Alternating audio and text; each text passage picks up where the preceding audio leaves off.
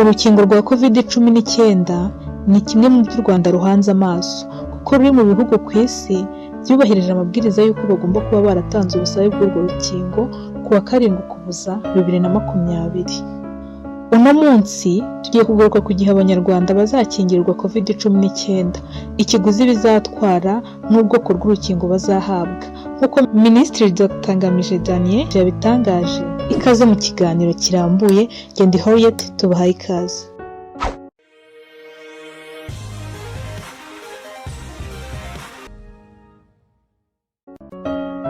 U Rwanda ni kimwe mu bihugu ku isi bihanze amaso urukingo rwa COVID-19 nk'uko rushobora gutuma rucukubira n'icyorezo cyahitanye ubuzima bw'abaturage kigakenesha igihugu mu ngeri zitandukanye.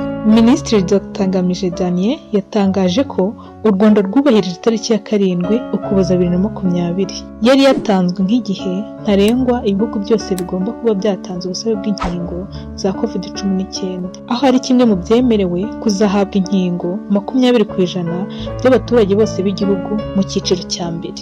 Izi nkingo zizatangwa n'ihuriro rigamije kwihutisha kugeza urukingo rwa COVID-19 ku bihugu COVAX, ari nazo rizazigura ku ikubitiro rikazisaranganya hirya no hino mu bihugu. Mu bazahabwa urukingo mu cyiciro cya mbere harimo abakozi bo kwa muganga, abafite indwara zidakira nk'umuvuduko w'amaraso, diyabete, asima n'izindi zo mu buhumekero, abakuze bafite hejuru y'imyaka 65, abakora mu nzego zitandukanye bashobora kugira ibyago byo kwandura nko kuri gasutamo n'abandi bahura n'abantu benshi. Ubusabe bw'inkingo zibagenewe bwaratanzwe, ubu igihugu cyatangiye imyiteguro yo kureba aho aba bantu baherereye ku buryo binabaye ngombwa hashobora gukorwa urutonde rwabo igihe cyazagera bakaba barateguye ku buryo bahabwa urukingo. Mu kiganiro na Igihe, Dr Ngamije yatangaje ko inkingo zizatangwa ari izishobora guhabwa abaturage 20% muri miliyoni 12.7 batuye u Rwanda. Nta gihe ntakuka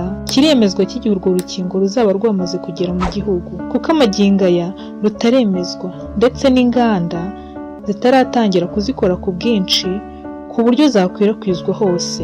Ati urukingo rubonetse kuko inganda nazo zigomba gutangira kurukora kandi zihereza ibihugu byose ku isi, ni ukuvuga ngo nibura aba 20% inkingo twazibona mu mpera z'ukwezi kwa 3 umwaka utaha, hanyuma abandi bakazagenda bakurikira uko inganda zigenda zongera ubushobozi bwazo bwo gukora inkingo. Ntabwo nakubwira itariki ngo abo bandi 40% biyongera ngo ni iki gihe, ariko ibyo ari byo byose ni mbere y'uko umwaka wa 2021 urangira. Dore imwe y'urukingo igura ngahe? Kora subscribe dukomeze kubyumva byose.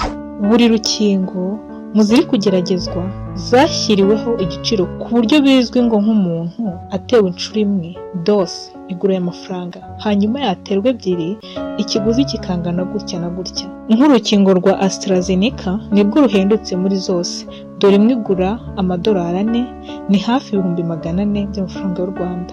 Bisobanuye ko u Rwanda rushatse gukingira abaturage bose b'igihugu bagahabwa dose ebyiri nk'uko biteganywa, wasangwa rwakwishyura asaga miliyoni 100 z'amafaranga y'u Rwanda. Urukingo rwakozwe n'Abanyamerika rwa Moderna rwo rugura $33 y'Abanyamerika, ni ukuvuga asaga 32,000 by'amafaranga y'u Rwanda. Urwakozwe na Pfizer na Biotech rwo rugura $20, ni hafi 20,000 by'amafaranga y'u Rwanda. Sputnik V rwakozwe n'ikigo Gamaleya cy'Abarusiya rwo rugura $10, ni hafi 10,000 by'amafaranga y'u Rwanda. Ikiguzi kizaterwa n'ubwoko bw'urukingo. Inkingo igihugu kizabona mu cyiciro cya mbere zizaba ari iz'ubuntu, ntabwo kizazishyura, ahubwo icyiciro cya kabiri ari nacyo gifite intego y'uko nibura 60% by'abaturage b'igihugu baba bakingiwe cyo kugira ngo igihugu kizazibone bizasaba kwishakamo ubushobozi kikazigurira.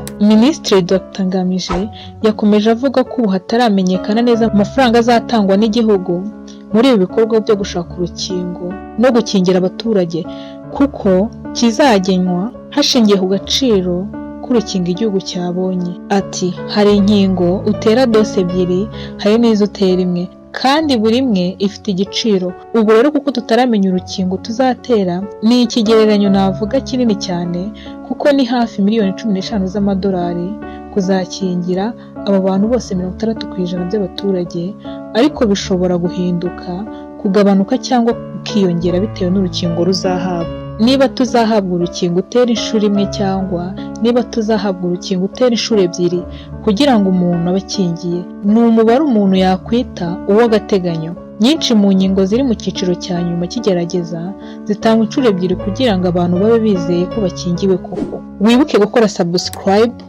mu gihe waba utarayikora kugira ngo ubutaha bizajye bikugeraho ku gihe. Ni uruhe rukingo u Rwanda rushobora gukoresha? Nk'inkingo ebyiri ziri mu cyiciro cya nyuma cy'igerageza, zose zifite amabwiriza yihariye ajyanye n'uburyo zibikwamo n'uko zitwarwamo.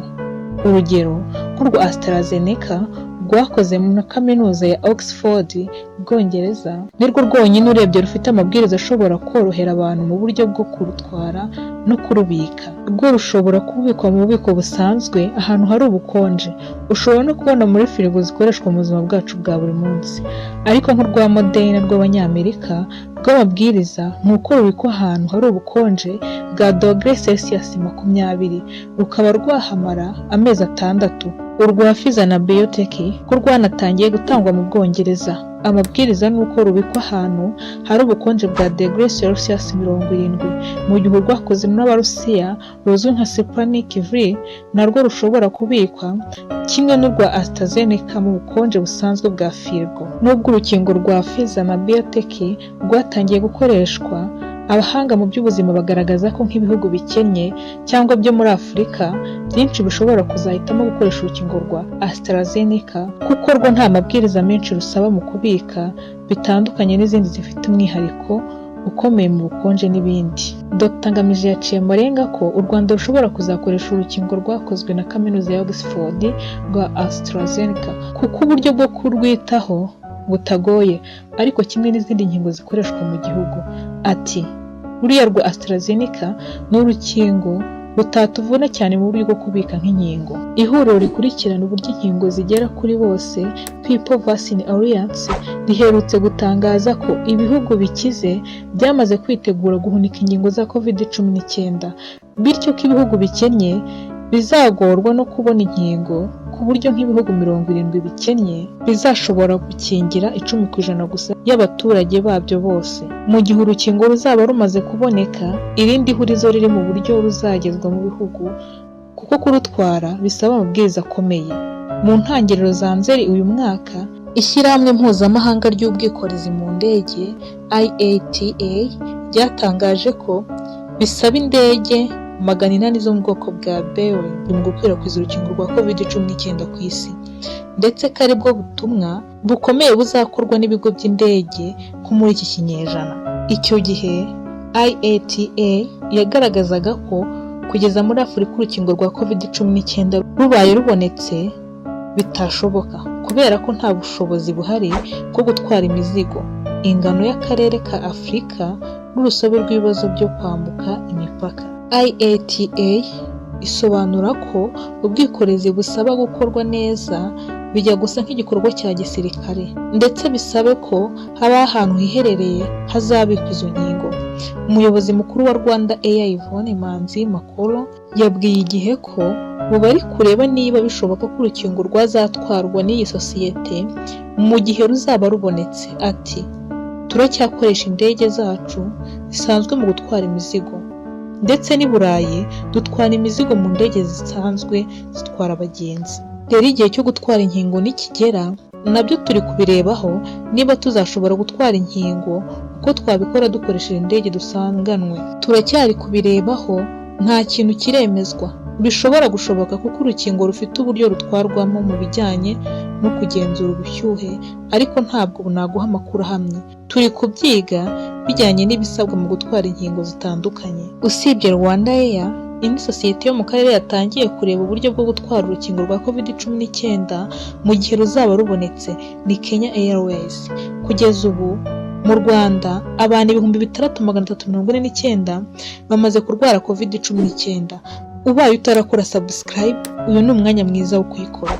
maze ukamenya byinshi byiza kandi ku gihe. Sangiza abandi iyi nkuru nabo bamenye aho u Rwanda n'isi muri rusange bageze bahangana n'icyorezo cya COVID-19.